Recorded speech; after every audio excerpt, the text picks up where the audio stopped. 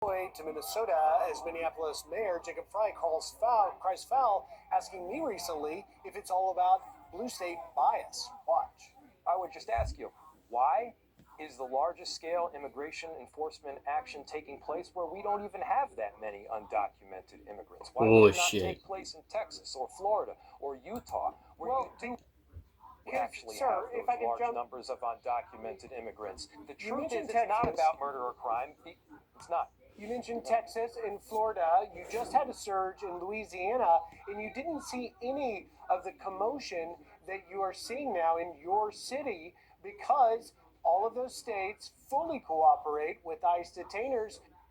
And the proof is in the numbers. Since April, Florida has arrested more than 10,000 illegal aliens compared to Minnesota, where nearly 500 have been released since President Trump took office. Florida GOP Congressman and gubernatorial candidate Byron Donalds joins us now. Congressman, thank you for taking time. Your reaction to Jacob Frey, mayor of Minneapolis, basically saying that this is blue state bias. Jacob Frey is a fool. Everybody knows he's a fool. He's a democratic socialist. He does not want to uphold the Constitution. He does not want to uphold the rule of law. You want to compare Florida and Minneapolis?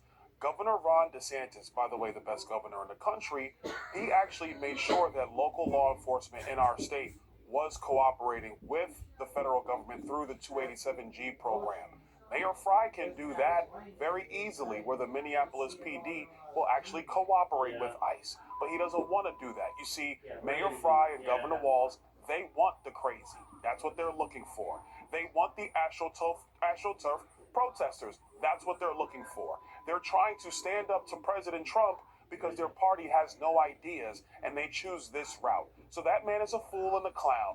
That's why Minneapolis has terrible leadership. That's why you're seeing all this AstroTurf protesting in the streets, where now they're shooting fireworks at ICE agents. They're throwing rocks and bottles at ICE agents. This is despicable behavior, but what do you expect when the mayor is an absolute fool? And we even saw, Congressman Donalds, this horrific video of these anti-ICE agitators crashing into a house of worship, into a church, because they believe the pastor had some ties to ICE. And there's a rich irony here, because just over the holidays, Governor Walz was warning that ICE was going to raid houses of worship and churches at midnight, when exactly the opposite has happened. He has, along with the mayor, incentivized these agitators to carry out things like you're watching on our screen now. This is what I mean. These agitators, who, by the way, they are paid, folks. America, they are paid to do this kind of mess. These are the people who will say they have a First Amendment right to speak, but they just trampled on the First Amendment right of that church to be able to worship. That's what they're doing right now, and this is completely unacceptable. But let's be very clear. President Trump and his administration, they're not going to bend the knee to the mob, because that's what the mayor of Minneapolis wants. That's what Tim Walz and Gavin Newsom, these other crazy governors, that's what they want. The Democrats have no solutions about protecting the United States, They had no soul. protecting their people, or having It was so the demons legal Democrats are. immigration into the United States. They want chaos. They want anarchy.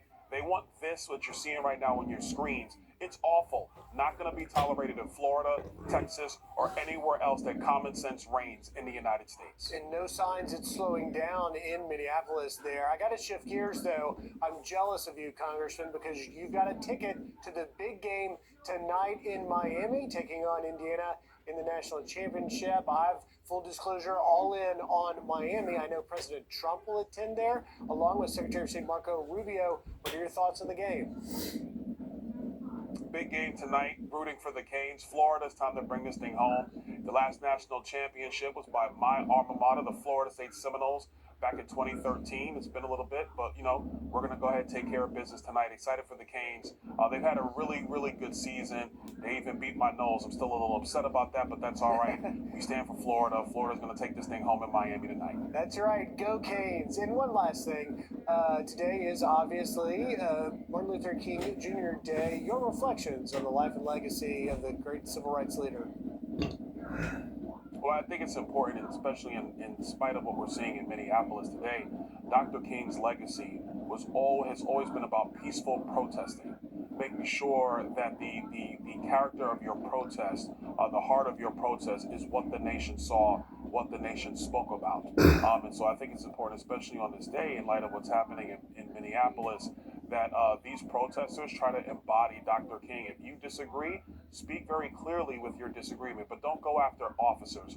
Don't intimidate them. Don't try to dox them and their families. That does not live up to the legacy of Dr. King. Not one bit. It does not, and it even breaks federal law by assaulting and obstructing that federal immigration law enforcement. Congressman Byron Donalds, thank you very much, and good luck tonight. Go Canes.